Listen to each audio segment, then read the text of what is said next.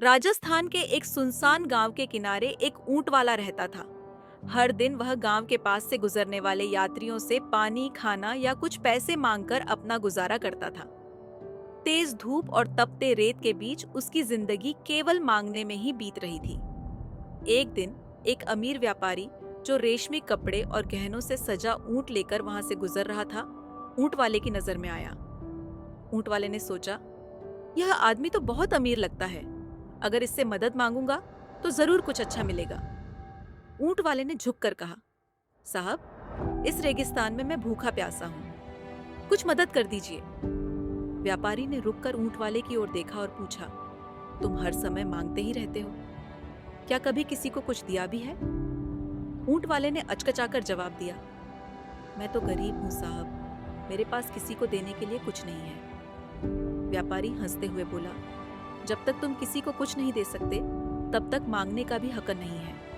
यह दुनिया लेन देन पर चलती है। जब तुम कुछ देने लायक बनोगे तब तुम्हें खुद ब खुद मदद मिलेगी। यह कहकर व्यापारी ऊंट पर चढ़ा और रेगिस्तान के दूसरी ओर चला गया।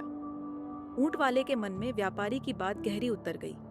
वह दिन रात सोचने लगा, क्या मेरे पास ऐसा कुछ है जो मैं दूसरों को दे सकता हूँ? 2 दिन बाद वह रेगिस्तान में घूम रहा था। तभी उसे पास के झरने के पास कुछ सुंदर पत्थर दिखे।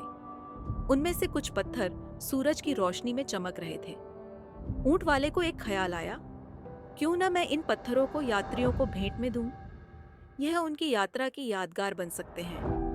अब जब भी कोई उसे कुछ देता, बदले में वह उन चमचमाते पत्थरों को मुस्कान के साथ उन्हें सौंप देता। यात्रियों को यह नई बात बहुत पसंद आई। कुछ दिनों बाद ऊंट वाले को एहसास हुआ कि लोग उसे अब पहले से ज्यादा मदद करने लगे हैं। धीरे धीरे उसने इन पत्थरों को जमा करना शुरू किया और उन्हें अपने पास बेचने का काम शुरू कर दिया। जो कभी ऊंट वाला था, वह अब एक पत्थर सौदागर बन चुका था। उसके पत्थरों की चमक और उसकी ईमानदारी ने उसे दूर दूर तक मशहूर कर दिया। एक दिन वही व्यापारी फिर से वहां आया।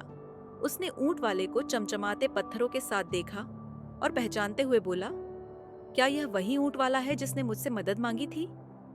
ऊंट वाला मुस्कुराते हुए बोला, हाँ साहब, आपकी बात ने मेरी जिंदगी बदल दी। आपने मुझे सिखाया कि मुझे केवल मांगने से कुछ नहीं मिलेगा। जब मैंने देने की कला सीखी तो लोग मुझे मांगने वाला नहीं बल्कि एक सौदागर मानने लगे। व्यापारी ने उसे बधाई देते हुए कहा, यह तो बस शुरुआत है।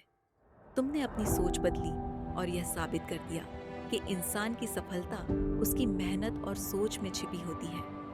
रेगिस्तान की तपती रेत के बीच से चमचमाते पत्थरों का यह सफर ऊंट वाले को ऊंचाइयों तक ले गया।